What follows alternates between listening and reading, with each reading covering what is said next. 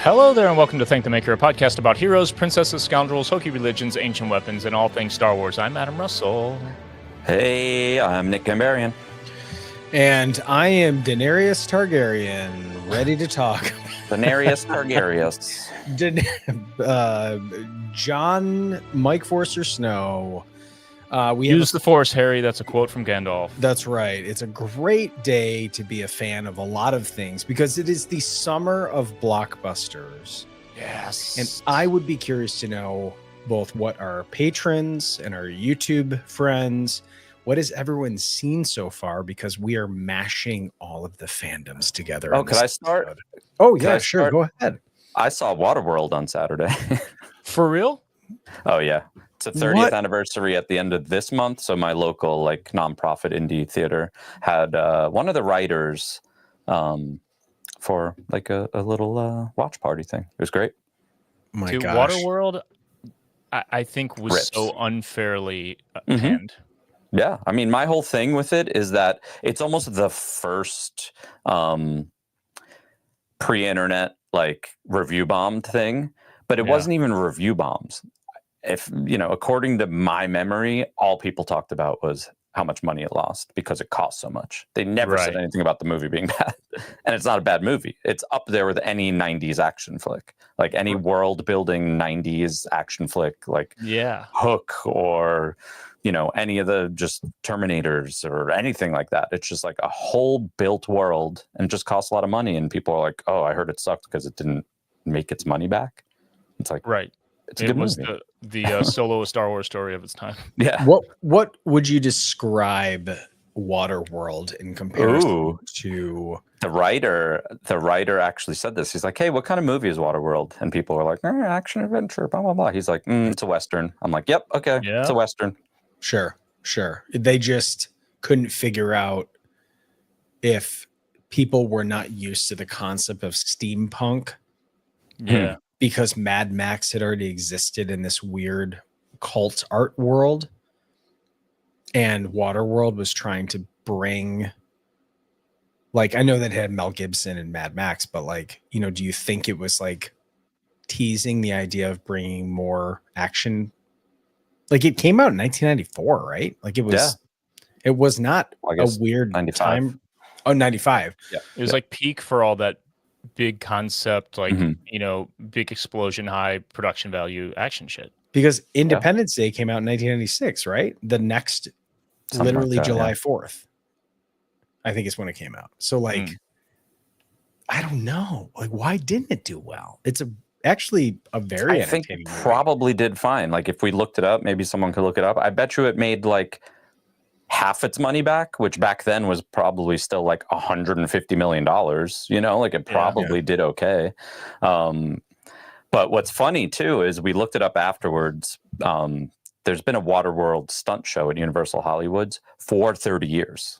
Yeah. It came out, it was almost like the Galaxy's Edge to the sequel trilogy. Waterworld stunt show at Universal came out a few months after the movie came out. And what's crazy is that it's still there and it's still packed all the time, even though the movie bombed. And I don't know if that sounds familiar to any of you guys, but building a Star Cruiser based off of a sequel trilogy type of thing, that lasted a year and a half, and somehow the Waterworld stunt show has lasted 30 years. It also gives me vibes of, and I know this is different because these movies have raked in cash, but it gives me Avatar vibes. Avatar, the two Avatars are some of the highest grossing films of all time, but I have no idea why. Cultural presence. I go to a we're about to go to San Diego Comic-Con. We have been to multiple cons. I think I've seen one person wear a Na'vi. I've never seen a power loader ripoff. I don't know a single person who has authentically said, I can't wait for Avatar. Yeah. I don't even think I've seen the second one. Or how many are there? There's two. Oh, okay. And they're good. And they're good movies, but they're with many more on the way. It is a lot like Waterworld to me, except, Cameron is just he's got this sorcery around him. He's like a living mythological figure. Yeah. So he can just say, "This is going to be the biggest movie." Everyone goes, "Okay, I'll go see it." Right. It just happens. But there's something interesting. This is good that we're talking about this in this particular podcast. We're like, what's his? I remember the Smokers. I remember that was their name. Yeah. I don't remember Kevin Costner's. What's his character's name? He's just called the Mariner. The Mariner. He has no like actual name. He's just. But he has gills. He's a mutation. There's only one mutation in the whole movie, but it's like a thing. It's like a myth, sort of, that they exist. Right. So him actually being the Mariner. Like it's not like there's a bunch more or anything like that. Like it really was like Adam, like you said, like it was kind of like Solo, Star Wars story. There was so much world building that you're like, man, just give me 2 or 3 more of these movies, and like so much could have happened, you know? Right. Yeah. Right. But it's even, you go back and you look at these like tentpole movies, these iconic movies of the mid 2000s, or I'm sorry, the mid 90s. And like, it's amazing what I remember. I could probably, listening to it, could almost say Independence Day word for word. Yet I don't remember Will Smith's character's name.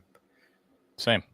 I don't remember Jeff Gold, but I can remember let's light the fire, kick the tires and light the fires. I remember don't shoot that green shit at me. I remember we're going to give it a cold welcome to Earth. Like everything about it I can remember, but I don't remember other things. I'm pilot. I can fly. Yeah, exactly. Right. Like Russell.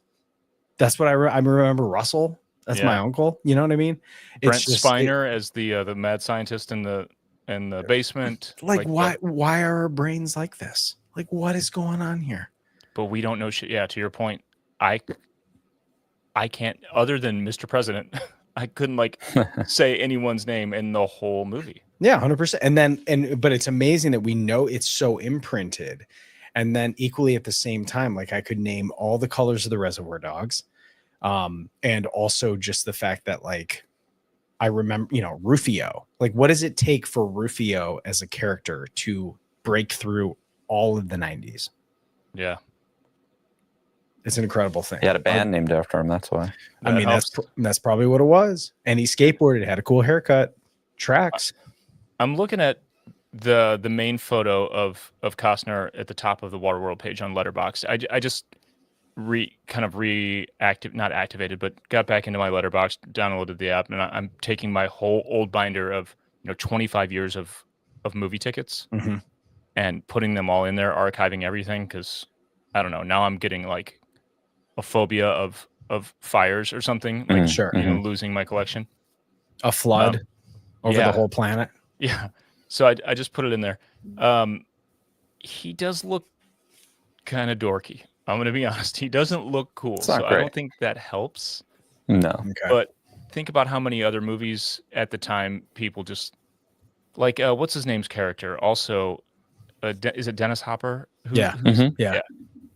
It's just, he's kind of hokey, but at the same time, I think about a movie like Commando or something. Like the villain in that is laughable, but dude, I'd get a Commando tattoo. I mean, like, I'd die by that movie, dude. Like, I'll stand for that shit.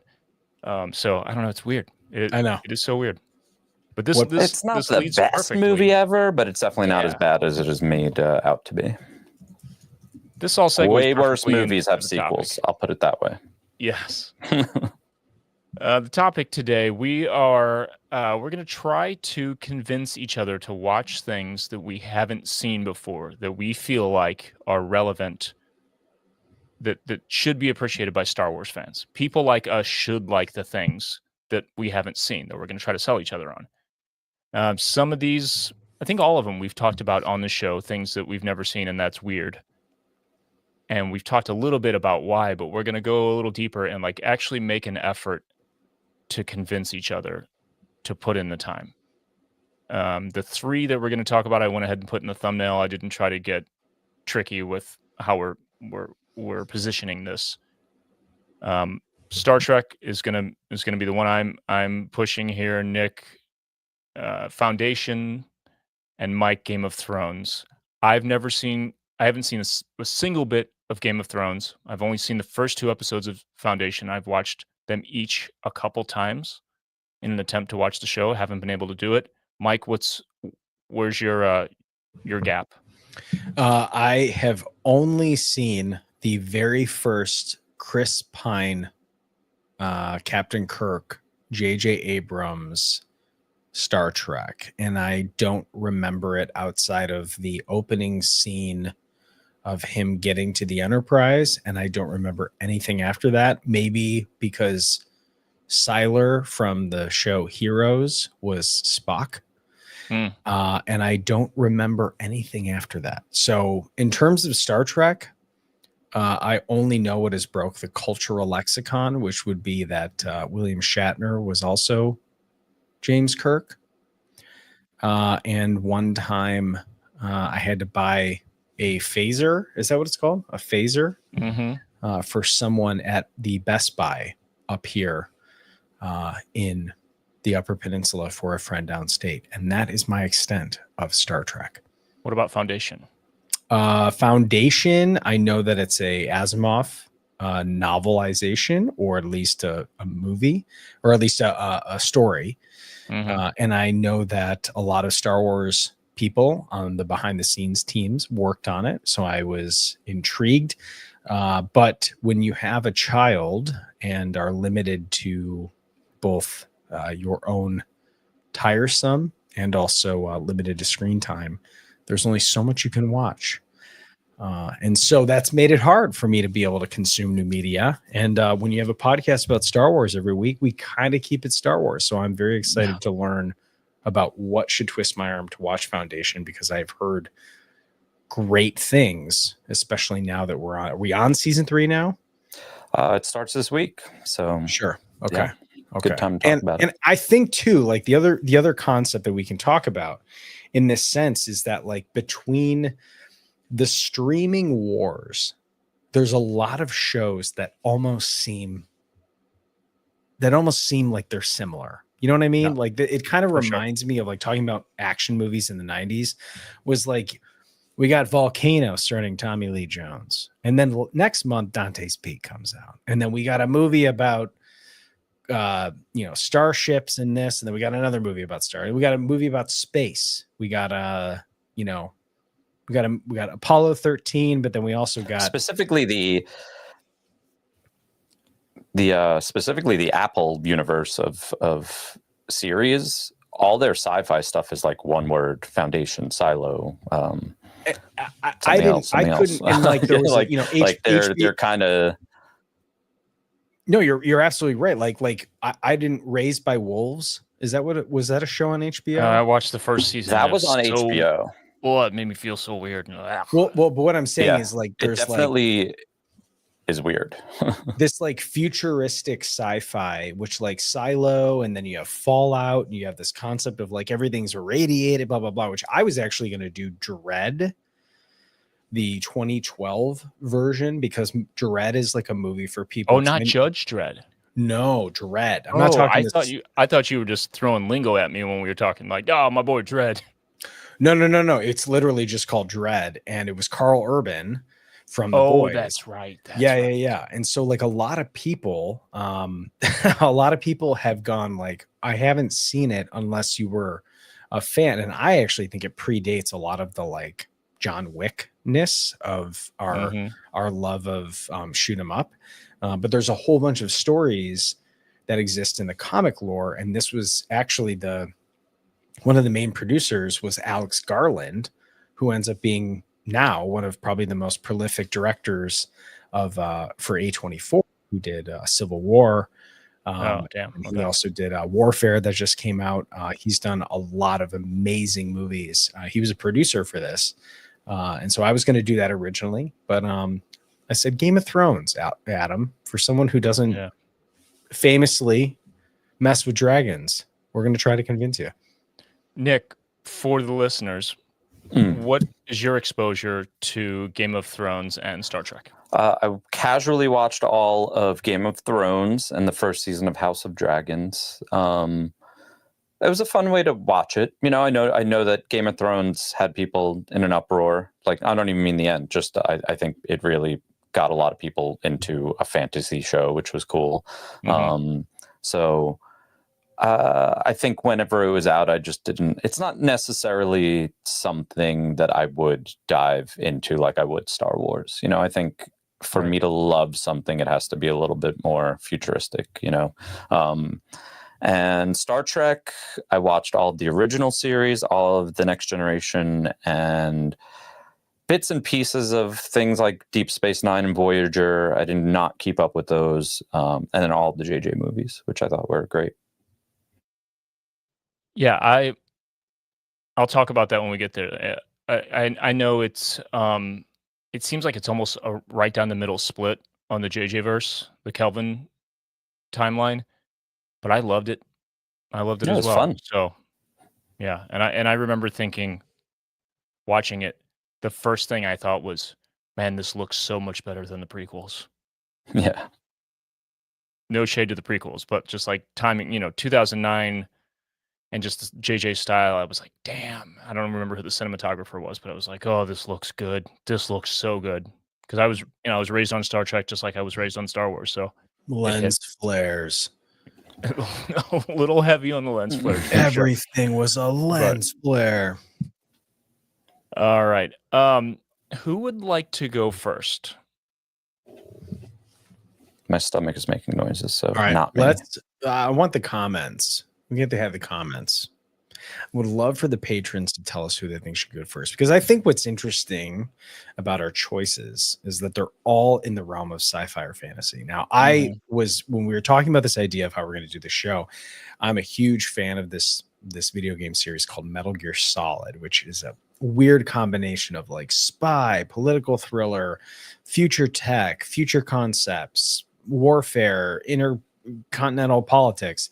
And we were like, no, let's do something that people can start watching from this podcast. So I would equally be interested in knowing who is supposed to talk first according to our patrons, and also who hasn't seen any of these shows, because I have a feeling that Star Wars and Game of Thrones, that is a cultural event, but Star Trek is a long-standing show that has a lot of different storylines. I mean, there's newer shows too, like I watched season 1 of Picard. I forgot that, but that whole Paramount universe, like I haven't seen Strange New Worlds. I think I watched the first season of Discovery. Yeah, I mean, that new stuff is great. Okay, so it sounds like maybe Adam is actually going first here. What are the patrons saying? Claire D, patron in the chat, says, me first, go alphabetically. We'll just keep it alphabetical. Okay. Also, we should mention the patrons already thrown out some things. They were just kind of discussing amongst themselves as we were getting going. Firefly is a big one that a lot of people are referencing. Yeah, that's a classic. People swear by it. Our old buddy, producer Kurt, it's his favorite show of all time. That one I remember hearing got cut off, kind of like tragically got canceled a little early. Season 1. They only got one season. Yeah. Okay. Was Katie Sackhoff in that, or am I thinking of something else? Yeah. She was. Okay. Yep. Somebody else too. Was Alan Tudyk in that? Who am I thinking? Nathan Fillion. Yeah. Yeah. Anyway, all right. So Star Trek. I'll speak to Mike kind of first, Nick, since you're fairly well versed, and then I'll speak to some of the Paramount Plus stuff in the films. What color are the lightsabers? They're blue. They're all blue. And I don't like it. ones. No. I don't like it. I'm out. Lots of lasers, no lightsabers though.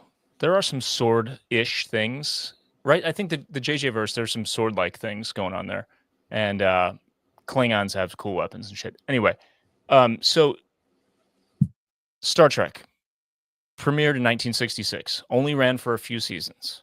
Gene Roddenberry, the creator of it, built this utopian vision of a possible future, right? That's not without its conflict, of course. These are dramas, right? These are stories that need conflict. Gene Roddenberry is the George Lucas of Star Wars. Of Star Trek, yes. Got it. 23rd, 24th centuries, this is based in, it's a possible future for Earth. It's not a long time in a galaxy far, far away. It's not an alternate thing. It's supposed to be our future. 23rd, 24th centuries, a little bit of 22nd century in Star Trek Enterprise, that's a thing. And then there's one series that has a significant time jump forward, but for all intents and purposes, it's a couple centuries ahead. as you know, like, you've seen enough of it around compared to Star Wars. It's not that lived in vibe. It's like this polished, almost like OCD kind of classic shiny sci-fi thing. But to me, the appeal isn't the aesthetic necessarily. It's not any of that shit. It's like the spirit of wonder and exploration and hope that I think we as Star Wars fans, the type of fans that we are, really connect with. And it's also something that inspired Lucas. So like Lucas was a fan. He went to conventions. I mean, the kind of the the political and social themes that are in Star Trek also informed him in some way. Obviously, we know all of his other influences, but Star Trek was one of those, believe it or not. Um, but the thing he liked about it was that it it centered mostly around human relationships and not just big space battles and slaying monsters and shit like a lot of the other campy sci-fi before. Even though it is campy, like the original series is super campy. I mean, it's mid '60s, like it's like that like mid-century kind of like vision of the future thing. It's TV budget. It's pretty rough, um, but it set the stage.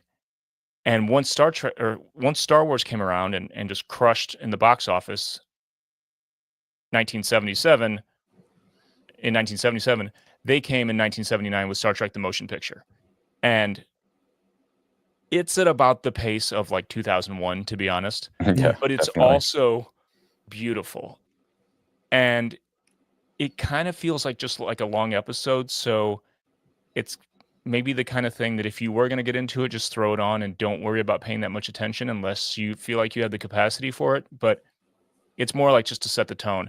But the next 2 or 3 films are great. Like Wrath of Khan, Star Trek 2 is a legitimate classic. So, from my perspective, Wrath of Khan, Khan is a Klingon. No, Khan he's a humanoid. The Klingon stuff gets tricky because this shit ran for so long and the budget was so small to start that continuity isn't like it is. Like it's not even like Marvel continuity. It's really rough because it Okay. spans, like what are we like 70 years or something now that's been almost. So it's like the old Klingons just had funky eyebrows, and then the Klingons in the films had these ridgy heads, and then there's Yeah. a thing like so it's all over the place. So that is confusing. Okay. Who are the Borgs? The Borg it's a great character. Like the whole species is a character, literally and figuratively. The Borg, it's this like collective species. They assimilate entire worlds, entire species. They combine organic beings with technology, and the Borg cube is this like massive thing. Like the Enterprise can hold, the Enterprise D can hold thousands of people. It's this massive starship, right? Mm-hmm. It's this big compared to the Borg. It's this giant thing that moves through space and just gobbles up everything. So it's a metaphor for things, and that's like so central to Star Trek is allegories for real life shit that we're dealing with. And Got it. they broke so much new ground going back all the way to the original series, to the very beginning. It was Star Trek has always been like continuously been ahead of the curve with social and socio-political kind of ideas and storytelling, like diverse crew from day one. Mhm. Michelle Nichols, who played Uhura, she's a woman, a black woman on the bridge crew of a starship in the future. That kind of shit had never happened, and she got the job. And there's this great story that she tells about she wasn't sure about whether or not she wanted to go on with the series. This was early in the thing. And she met Martin Luther King somewhere. I don't remember what it was, but he had become a fan. And she mentioned to him, she said, "I don't know how long I'm going to stick around, yada yada." And he said, "No, no, no. You have to stay on this show. You have to stay with this as long as it goes. You don't understand how important it is for you to be there as a black woman on this show." And that's Wow. why she stayed. Wow. That's great. I mean, the first interracial kiss ever on TV was on Star Trek. Coming now to the future, it's all these same themes in addition to gay, trans, gender identity stories, all of this stuff. So it's always been way ahead of the curve. And the old grumpy fan these days will say, "Oh, they're doing all this woke stuff now," and it's like that's always got to be an issue. It's just like Star Wars. It's always been there. You just don't notice it when you're a kid, but it's a really important franchise, and the utopian future that it kind of postulates isn't naive. It's not, we'll just fix all this stuff. I mean, that didn't happen until till a third of Earth's population died in a world war. There's all this shit that teaches us where we are, where we could go, and what we might have to go through to get there. And it does it through great storytelling. Yes, a lot of it's TV with TV budgets and in eras that are very baked into the tone and the vibe. I mean, you can just smell the 60s, 80s, 90s, whatever on each one of these series. It's just so evident. But it's all really good. It can be very campy, it can be very melodramatic, but then like incredibly poignant. You'll watch an episode and just be like, who wrote this dialogue, man? And then by the end you'll go, damn, what did they just drop on me? Holy shit. Like that happens to me every other episode on The Next Generation. I put that shit on just in the background here and there. And it starts hitting from the very first season. TNG, as we call it, The Next Generation was, it was the 90s kind of reboot of Star Trek. That's my bread and butter. That's my that had Jerry with the thing on yeah. Wasn't that Voyager? That was Voyager 779. I thought when you said Jerry, I thought you were making fun of the name Geordie LaForge. Oh, no. LeVar Burton. So LeVar Burton and Patrick Stewart. Yeah. Two legends on this show. Two incredibly important characters, two incredibly important actors culturally. And then that show also added this character Data, Brent Spiner, that I'm sure you're familiar vaguely with all these characters. Data was kind of like... He was in Independence Day. Yeah, there you go. Data was like the Spock of The Next Generation. So Spock as a character is really important because he's half human, he's half Vulcan. The thing with Vulcans is they disavowed the idea of emotions centuries ago, and that it's all about logic and not letting themselves be dictated or sort of kind of controlled by their emotions. But he's half human, his mother's human, so there's this conflict within him and then conflict within the story, which leads to some incredible moments in the first four films. Fascinating. Wrath of Khan, Search for Spock, and then Voyage Home, which is really Spock's story, all three of those. And it goes from like this like dark kind of campy 80s sci-fi stuff to almost a full-blown comedy in 4, The Voyage Home. That one I watched a lot growing up and definitely was funny at some points. They go back in time to the 80s to San Francisco to try to like save the whales. It's very of the 90s. Did Leonard Nimoy, I know he directed that one. Did he direct other ones too? I don't know. But Pretty he sure. did write it also. Or at least co-wrote it.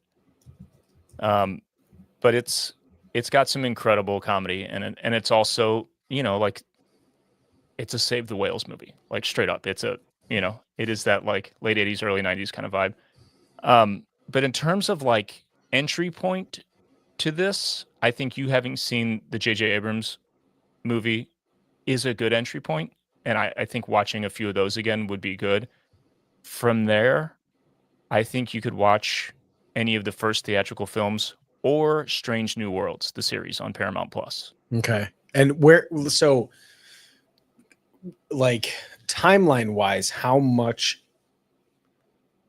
Star Trek do I need to know, or can I drop into a series for the first time and they'll explain who the characters are, they'll explain what status the galaxy is in? How much of the continuous Star Trek do I need to know? They're pretty good about two things work. it will work in your favor here. One, there's plenty of exposition. It's TV, and the films are what they are. So there's plenty of exposition. There's so much deep lore. I mean, it's insane how much lore there is. Like, it dwarfs Star Wars in some respects.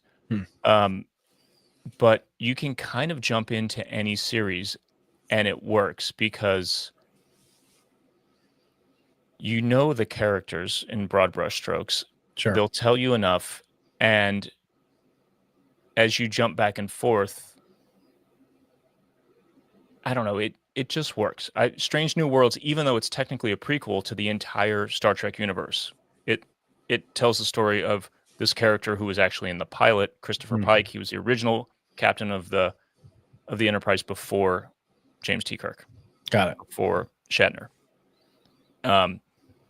He ends up being in the original series at some point, but they tell the story of like basically how the Enterprise gets the crew assembled that is the crew of the original series. But it does it in this sort of adventure of the week with a light, longer story arc kind of vibe. And there's so much of that in every series. It's more often than not an adventure of the week, which makes it more accessible, I think. You can kind of pick up any episode. Sure. And you're good. The longer story arcs in the Next Generation, for example, I mean, the Borg is the big one. So if you jump to something late in the series and Picard is in some kind of situation with the Borg, it's like, what the hell is this? Yeah.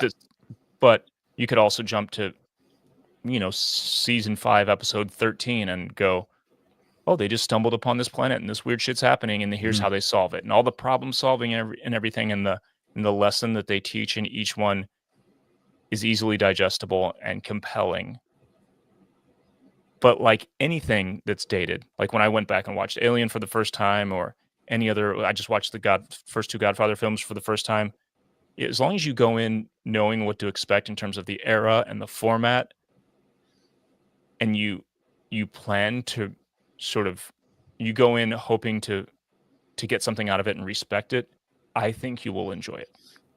And next, Strange New Worlds, do it. It's so good. Yeah. I definitely I think I only watched 1 season of Discovery, first season of Picard, and I was fully in, but I don't know what happened after that. I don't know why I didn't keep up, but I've only heard great things about Strange New Worlds specifically. And I think it's season 2 of Picard, right? It ends after that. 3 seasons. Season 3? 2 okay. was about on the level of 1. Yeah. Maybe not quite as good, but 3 is a banger. It is a lot of fan service, but it fucking bangs, dude. Yeah. I cried hard. Okay, so what would you say is one thing that you like about Star Trek that Star Wars could take from it?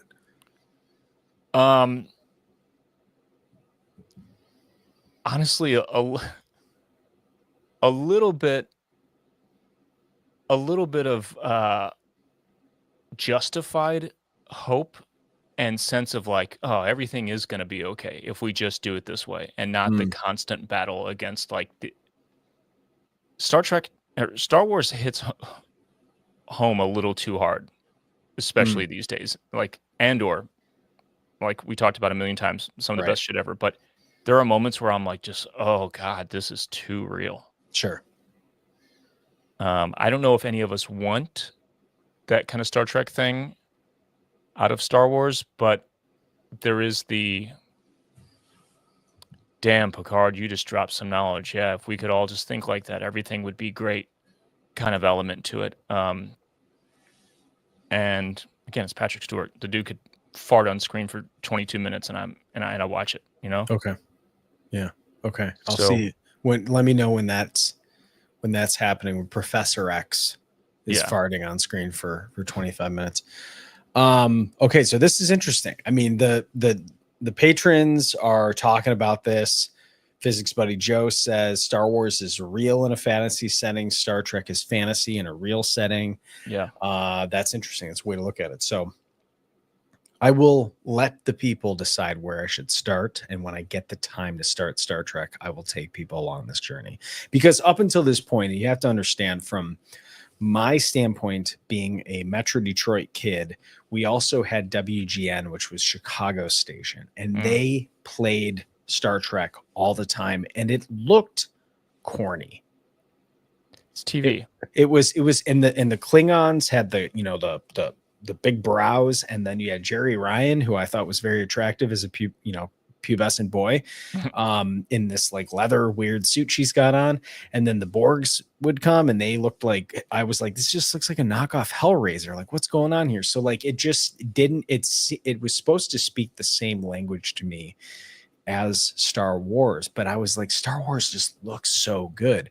And there is something to be said about understanding the difference between Hollywood budgets and TV Network budget. And 100%. Like there was a lot of cutscenes and a lot of exterior shots of the Enterprise flying places, but that was about it. There was no AT-ATs, there was no thrilling snow speeders. Everything just looked. I mean, it really TV. wasn't an action show, and that's like when people are like, "Oh, do you like Star Wars or Star Trek?" I'm like, besides the word "star," they are actually different shows. Like one is action and one is more like, I don't know, human condition. Like it's more dramatic in rooms. than anything. The rooms just happen to be in space. Totally. Right. Well, a show that is not afraid to pull the punches is Game of Thrones. So now, Game of Thrones, of course, is based on a novel by George R.R. Martin. And this guy looks exactly like the person who's writing the Game of Thrones books. I am not that knowledgeable in the books, but I do know that they were not complete in time as the overall story arc. And that is where HBO, unfortunately, as they say, jumped the shark. You had Benioff and Weiss, who are the two writers, the creators of the show. And they had done an incredible job of bringing this very deep, this deep story to life on an HBO level. And HBO was sinking a ton of money into it. And I think in some regards, the reason that Game of Thrones did so well is because they combined a couple of things. Allure, gladiator style setting, and then there were so many boobs. It was like an insane amount of like graphic sex in the HBO style, but it turned like normally very like machismo bros of mine were sitting here watching Game of Thrones as if like it was basically like Lord of the Rings with porn. And what was wild to me is that like I used to have to go to the movie theater and watch Lord of the Rings like with certain groups because I didn't want people to think that it'd be like, hey, how's your show with the hobbits, blah, blah, blah. Like that wasn't cool. And then all of a sudden it was like, hey, here's this knight. What if you could see the hobbits' wieners? Yeah, you know what I mean? But what was crazy about it is like it starts with this idea that there is a kingdom that has been at war with itself, with political families that have controlled these lands for centuries. And there is a massive amount of infighting. By the time we start the Game of Thrones, we are at a point where one family in particular was kind of in control of the utmost power among the land, which was having dragons. They were like, imagine having the only guy with a battle tank while everyone else has spears. It was truly like, this was the ultimate power. And you can imagine, as all things, the part where they would add in realism that they kind of got into House of the Dragon is a prequel set about 150, 200 years, I think, before. I'm not really that up to the lore. But things that were very human, like the Targaryens are the family that had all of these dragons, right? And then they would show up and they'd go, hey, we're here to protect you with all of our dragons. And the people would be like, thank you for the protection, but your dragons have just eaten all of our food. And so then they're like, we don't know if the king is so great. The king's sitting up in his castle eating goats, and the dragon has eaten more goats than all of us. So we don't know if we like this guy. And so you kind of get the real world politics of it. But what makes Game of Thrones in my opinion, the thing that caught people was that they're not afraid to kill key characters. Yeah, I've heard that. What is very interesting about that, which is something that I would say, if you were to ask me, what do I think that Game of Thrones did really well, that Star Wars could use more of, is that sometimes characters were killed. Similarly to Andor, they weren't afraid to kill these characters that would have massive impacts against the rest of it. And so what's really great about Game of Thrones was that you were getting to see the inner politics of each of these families as they were all going for the overall frustration of getting not only to the throne, but when Game of Thrones starts is with this very mysterious character called the Night King, who is this like surreal, fantastical, starts with this crazy ceremony and walks up to this. There's a crying baby that gets placed almost like it's a sacrifice, and he turns the baby into this like blue-eyed, like he kind of looks like Darth Maul, to be honest, like an icy version of Darth Maul. I've seen this guy. Yeah. He's called the Night King. They're telling me no spoilers, but I got to hook you somehow, Adam. But what's really interesting about it is like you quickly realize the overarching story here is that these families are constantly seeking power, both to fight each other for control of the realm, but the ultimate threat to the realm is this almost like supernatural army that's basically gathering power that has been spoken of for centuries. And so you find all of these little crumb trails, the White Walkers. Yep. Yeah. So you have these horrible families that are very medieval in their approach to things. You have, the kings are, you have the kings of the lands and the families. Some of them are noble. Some of them are just absolute dog trash people. And you can imagine what that would look like. But equally at the same time, you have a lot of double crossing. You have a lot of familial frustration of going, the next kid is in line. What if that kid isn't ready to be a king? Well, how easy would it be for us to maybe take him out? And you're like, they're going to kill the kid? And Game of Thrones is like, we might. And you believe them. And then, of course, as you can remember, is like, there are dragons, because there is a character that is actually, per the prophecy, brings dragons back. And so you can imagine the power of this person who was traded as a slave, then becomes the ruler of the only dragons left in all of the kingdom, thinking that she's going to fight to get the throne, but then ends up running into the threat to the whole realm, which is the White Walkers. So it has fantastical elements of it. It has supernatural elements. And then it has a whole bunch of politicking in between. And if boobs and butts are your thing, it's also got a lot of hot dogs and hamburgers too. So Game of Thrones. I think a couple of things, if I could add to that, I think the element of dragons and like the White Walkers, it was literally Game of Thrones edging the way they used those elements, because like you knew they existed and they took forever to be on the screen again.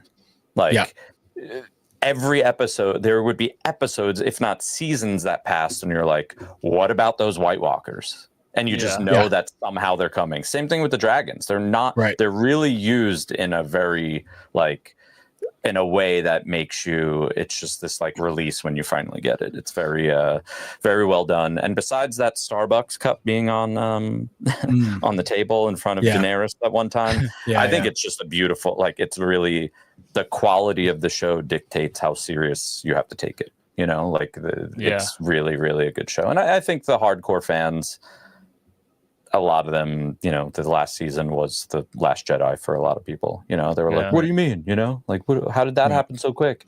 I even, as a casual Game of Thrones fan, like, there was some things that I was like, "Oh, that was it. That just happened." I've been waiting like whatever 6 seasons to know what happened to that guy, and it just happened in like 2 minutes. You know, like that sort of thing. I'm like, okay, like whatever, but. But there was, I mean, to your, and Nick, I mean, back me up on this, right? You had, in the same way that some people would complain about going, oh, you know, the galaxy is supposed to be this huge place, but you know, we always end up on Tatooine. Game of Thrones was very good at keeping it grounded, but they still had, you know, there were times where the boats, you know, there was a family that controls the islands, and so they had these massive boats, and they were good at nautical battles. And then you also had the banking clan that was able to kind of, you know, they had the Space Nymos, as we called it, right? Or you know, Space Miami. You know, so you kind of really got to see through the stylistic choices. It was filmed all over. It was very clearly HBO's crown jewel. They knew that the viewership was there for it, and so they were investing a lot of time and a lot of money into the production.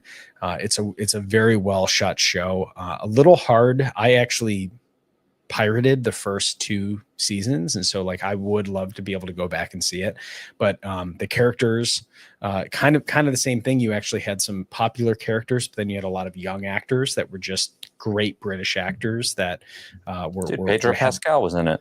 Pedro Pascal was in it. You had you know, the Hound is now in Ahsoka. You actually have a lot of characters that are in Star Wars now that came from Game of Thrones, and a lot of Kira, Emilia Clarke.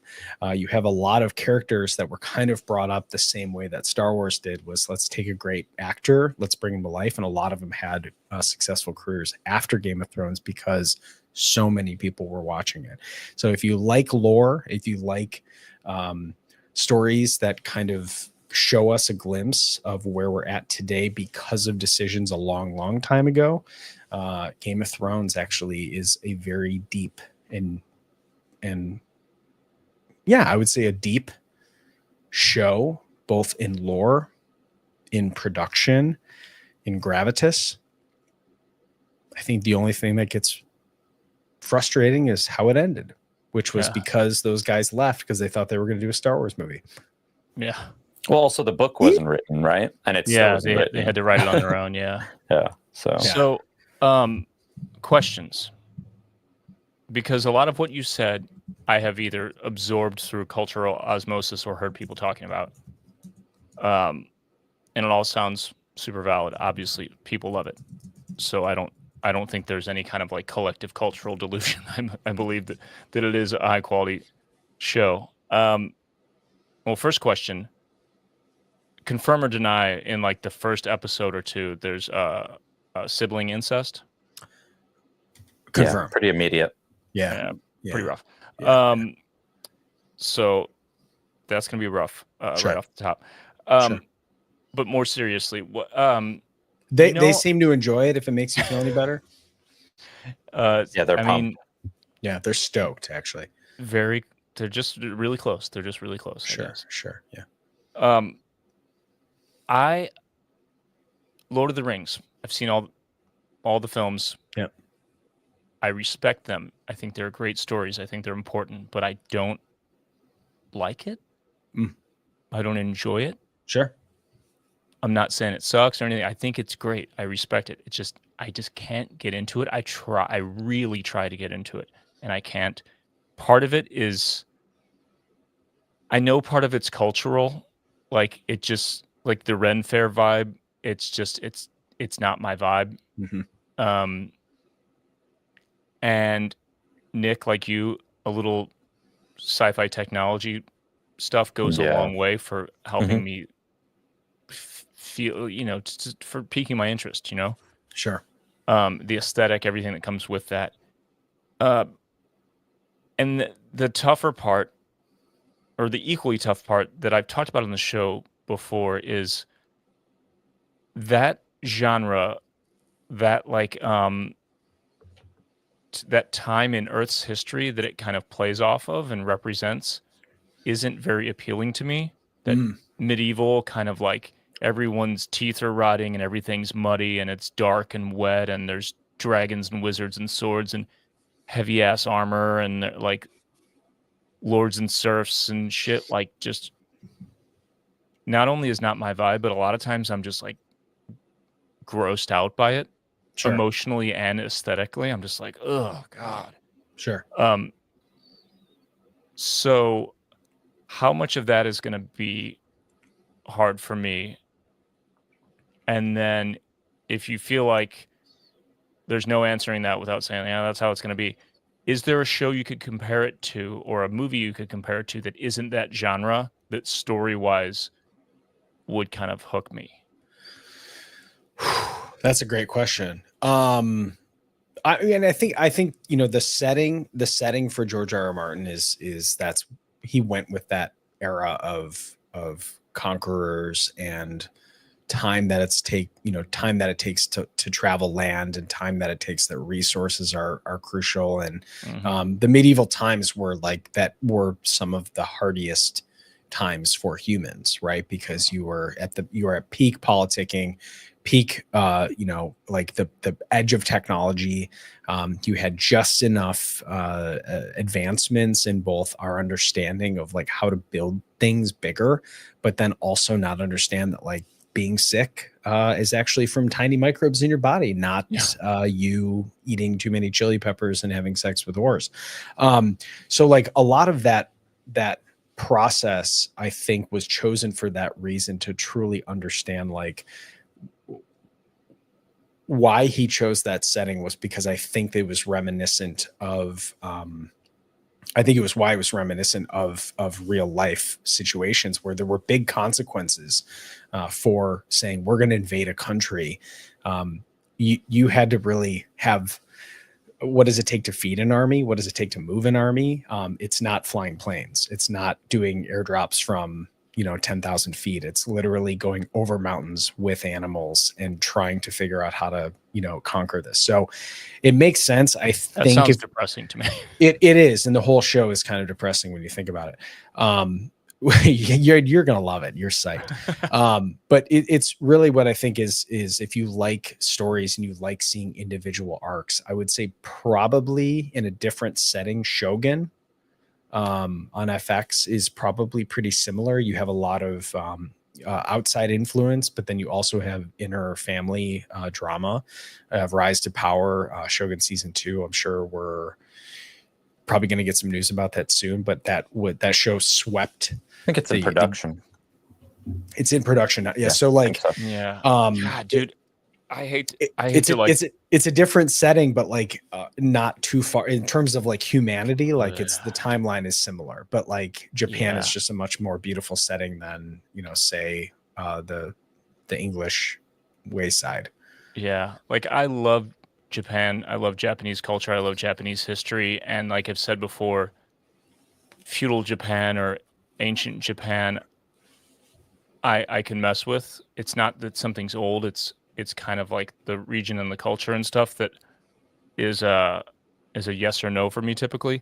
But even Shogun, despite it being incredible, it was hard for me to get through because it was just depressing. They boil a man alive.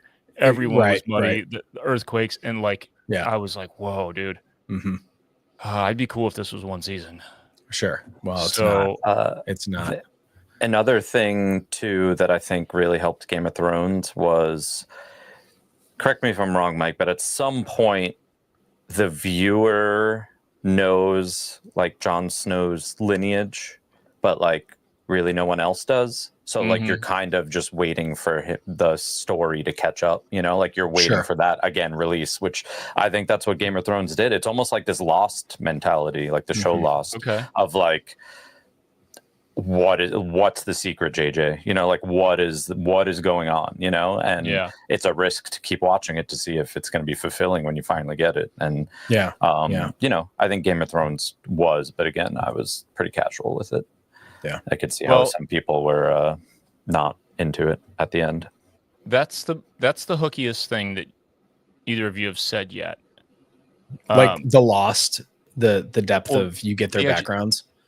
Yeah, and like the dramatic irony of knowing that there's something that you're waiting for the cast, or you're waiting for the majority of the characters to catch up with or find out or have revealed to them or whatever. Mhm. Physics buddy Joe made a good point.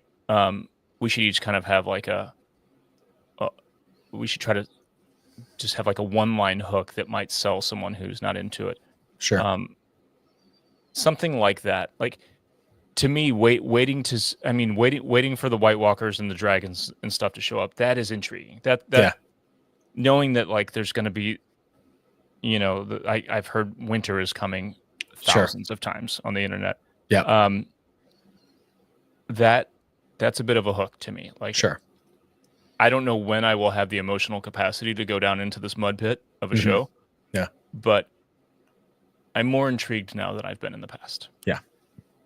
Yeah, that's good. Well, I would say if you are looking for a show where humanity, where the right thing doesn't always win, and good people aren't always awarded, and bad people, you understand why bad people don't fit in the same frame as the good people, but then ultimately there's always a bigger fish, and I would say that is Game of Thrones.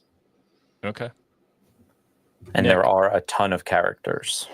Yeah, that's true. Which honestly, if I had to write down my least favorite part of it, or why I remained casual, because I was like, there's actually too much to keep up with. There's too many people. There's like families. This person's related to this person. This person's half related to this person.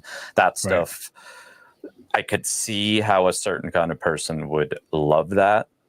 And I love it in Star Wars because I've liked Star Wars my entire life. But to like have Game of Thrones start from scratch, whatever it was 15 years ago, I was like, I my phone's in my hand. I can't concentrate right now, But like, if you had a family tree diagram that explains all the families, that might be the most helpful thing you could have. Because like even simple things like Ned Stark, his real name is Eddard Stark, I believe.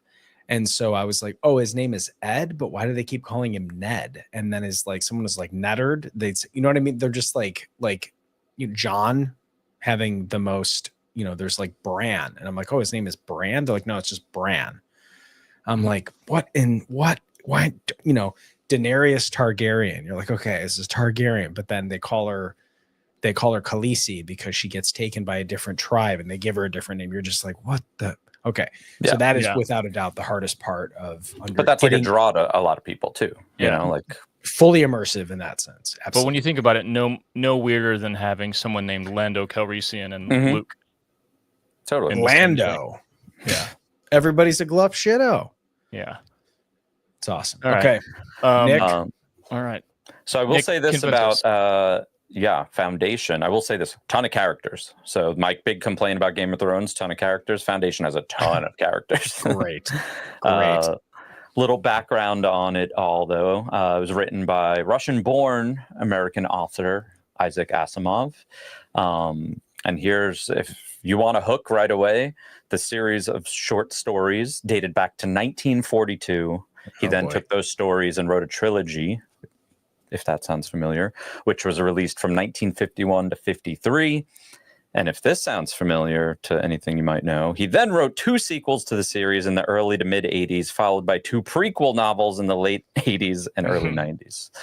So for those scoring at home, 1942 predates both Star Wars and Dune.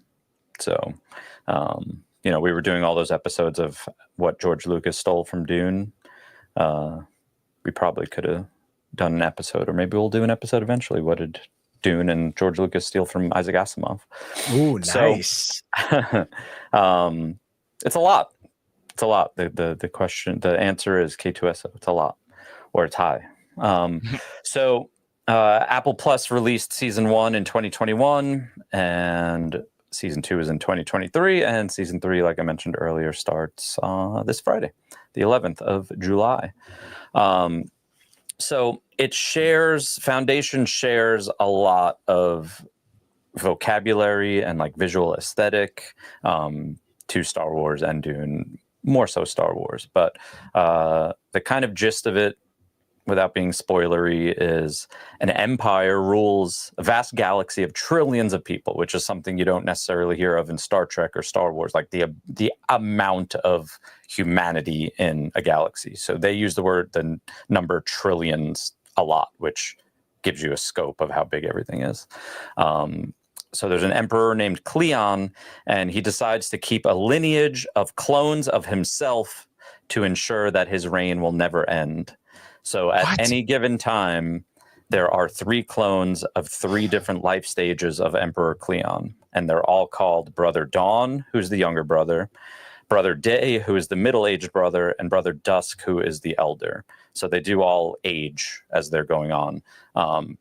So Brother Day, the middle-aged one, is always the head, the lead emperor. He's the main one. Yeah. So, and that's the main actor is Lee Pace, who just tremendous actor. Him, there's 2 younger Dawns. There's like a child Dawn, and then there's like a late teen, early 20s Dawn. Everyone is played by the same actor all the time. And then there's the older Brother Dusk, played by the same actor all the time.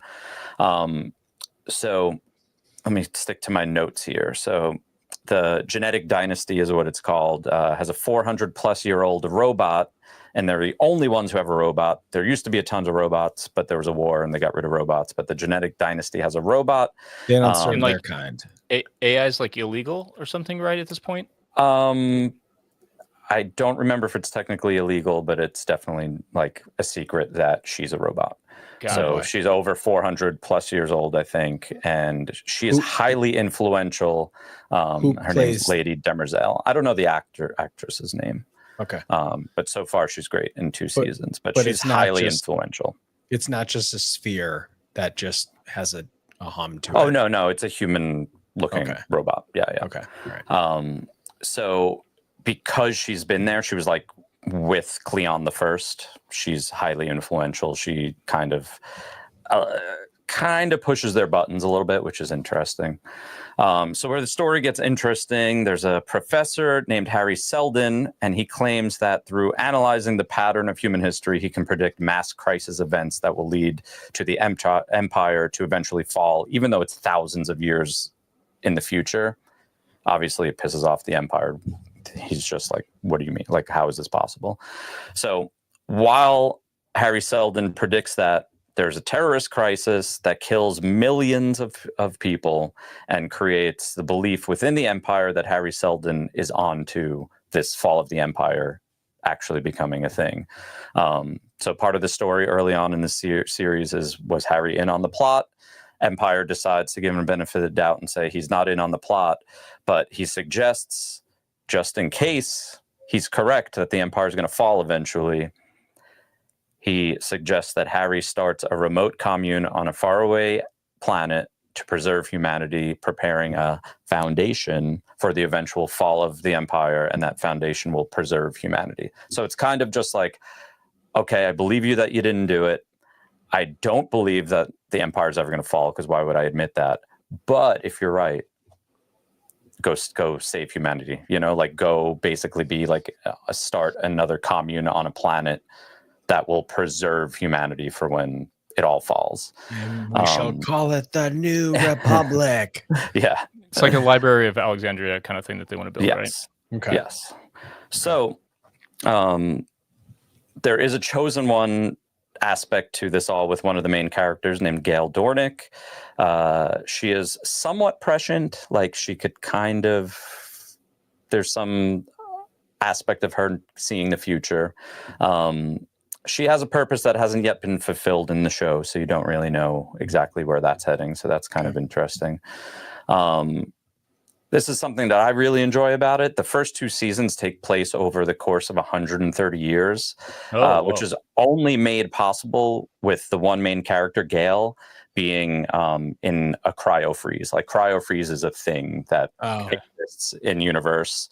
And also there's a lot of galaxy jumping, hyperspace type stuff. So there is just a lot of go to sleep for 3 years. We'll be on the planet you're going to in 3 years, you know, and you don't age and cryo freeze, all this stuff. So when it's like 100 something years in the future, the same actors are playing the same roles, even though it's like they've like scooted it up one generation. They look that was the same kind of right. That's pretty much my next note, which I think is awesome. So exactly what you said, Adam, like being that Empire's constantly cloned, the brothers Dawn, Day, and Dusk are always the same no matter how much time passes. So by the time you get to season 2, Gale had been in cryo freeze for, I think maybe at first, she might have done it twice. It might have been like 30 years and then 100 years or something like that. So it makes sense that she hasn't aged. And then when they're telling the story, you know, parallel to her, they're telling the story of the Empire. It's just the same actors, and everyone else is different. Oh, and the robot, Lady Demerzel. So, so because of that, there's a lot of characters, and they just keep adding more and more because just they add more and more to the plot. Like I said earlier, it shares a lot of similar like visual aesthetic and vocabulary with Star Wars. It's lived in like Star Wars. Any of the ships could easily be in Star Wars. There's hyperspace, like I mentioned. The main city planet looks like Coruscant. It's called Trantor. The more like Empire leaning locations could easily be like Naboo. It's definitely a lot to handle. The first time I watched it, I watched a YouTube breakdown of every episode afterwards. It is absolutely a phone. You have to put your phone down because although I just said it takes place over the course so far of like 130 years, it'll go back 400 years and 10 minutes later we'll go 100 years, you know, into the future, whatever, you know, like they tell a lot of things. There's a lot of, you know, explaining that goes on where you'll go 400 years in the past for 5 minutes to know what they're talking about 600 years in the future, you know? So there's a lot of stuff that you're like, wait, let me pause that, or let me watch that again. Let me watch a YouTube breakdown. It is very involved.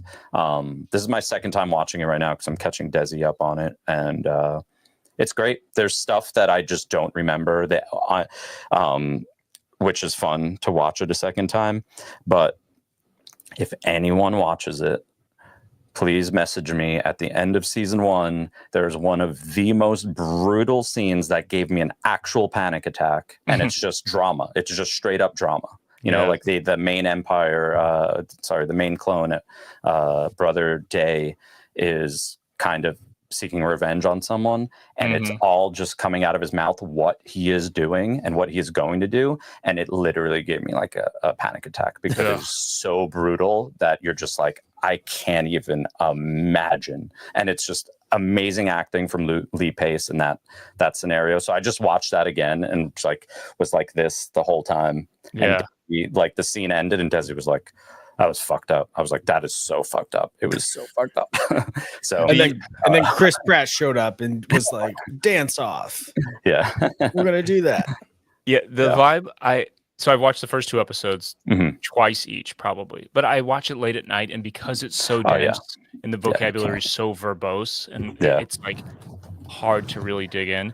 But the thing I take away from it is Lee Pace is so good at playing an evil piece of shit from hell.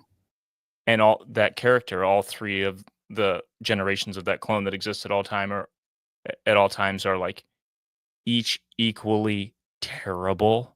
Like the little kid is a terrible, evil little kid. The middle-aged guy is a terrible middle-aged guy. The old guy's a terrible old guy. Is there any release from any of that? From the density yet. And the evil? Yeah, no, not yet. I mean, straight up, okay. I mean, at every point, like the scale of evil is crazy because, like I said, when you're dealing with a galaxy of trillions and there's a bombing on a planet and it's like millions of people just died, you know, like the main crisis that starts off the series, millions of people died, you know, like there's one point where they're like, there are hundreds of thousands or something, 150,000 dead people in space that are like part of the crisis that are like re-entering Earth flaming, you know, like as a constant reminder that like the Empire like lost its way for a second and like a terrorist group actually had their way. I mean, there's a lot of really dark stuff in it, but it makes the bad guys bad, which is cool. So the linchpin moment of the hook of the first episode is when that space elevator gets bombed and crashes, right? That's like not a big spoiler to say that. That's right out of the gate. And that got me right into the second episode. I was like, okay, let's go. That was really dense, but that happened. Let's go. Does it stay very, like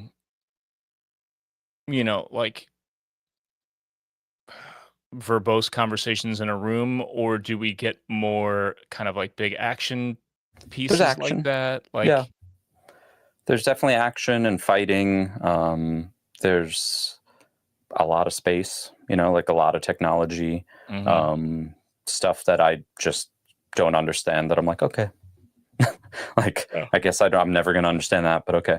I don't know. I don't understand how this, like, there is kind of like a MacGuffin sort of thing. Not that everyone's like after it, but there is like a piece that is this like 4-dimensional, I don't even know what to call it, a hard drive, and it carries people's certain characters like consciousness and stuff after he dies. Like there's just so much stuff that you're like, okay, I have to accept that.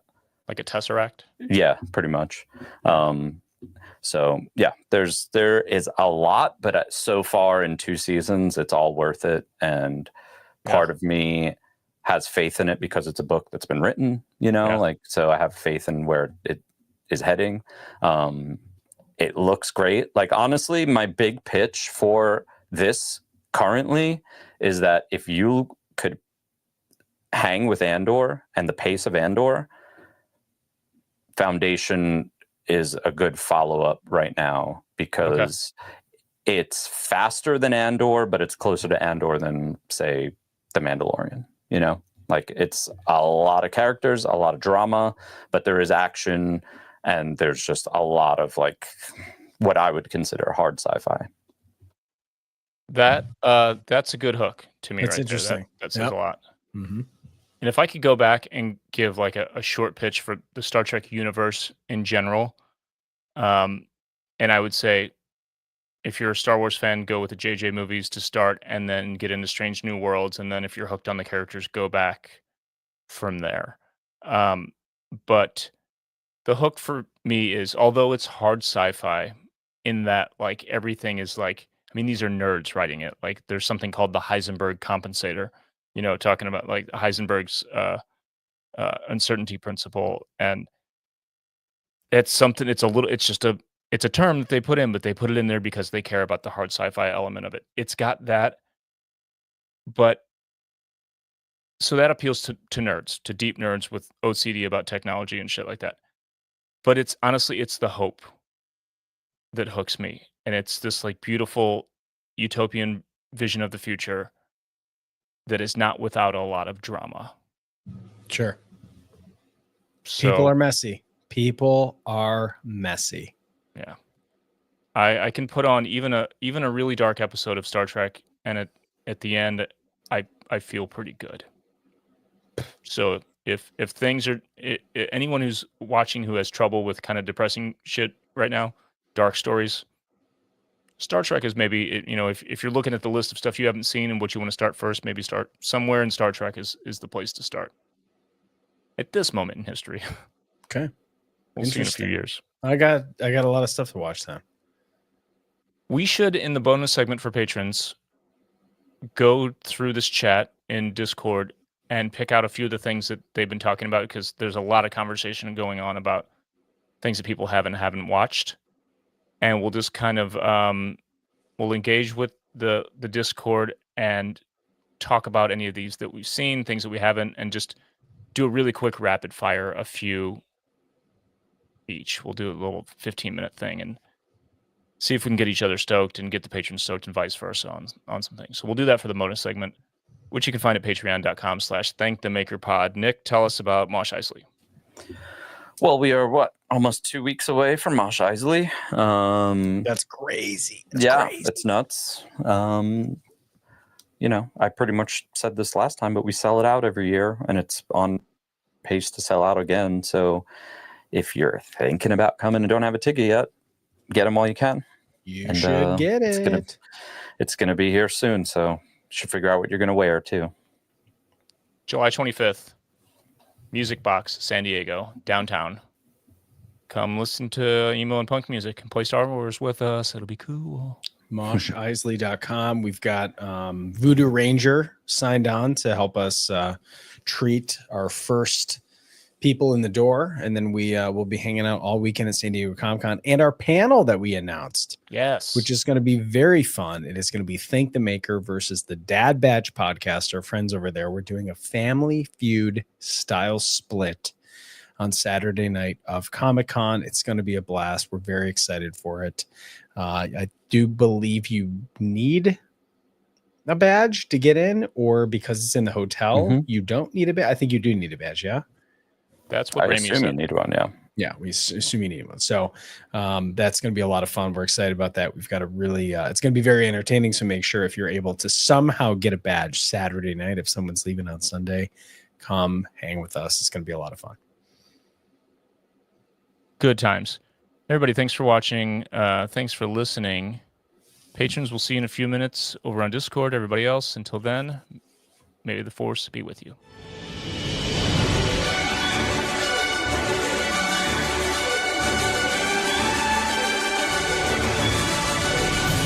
Thank the Maker is produced by Adam Russell and Jason Chiodo, and edited by Jason Chiodo. If you enjoy the podcast, you can support us by leaving a review on Apple Podcasts, Spotify, or wherever you listen. Or you can support us directly at patreon.com/thankthemakerpod, where you can get access to our Discord server, exclusive content, exclusive merch, and more. Our patrons literally make Thank the Maker possible.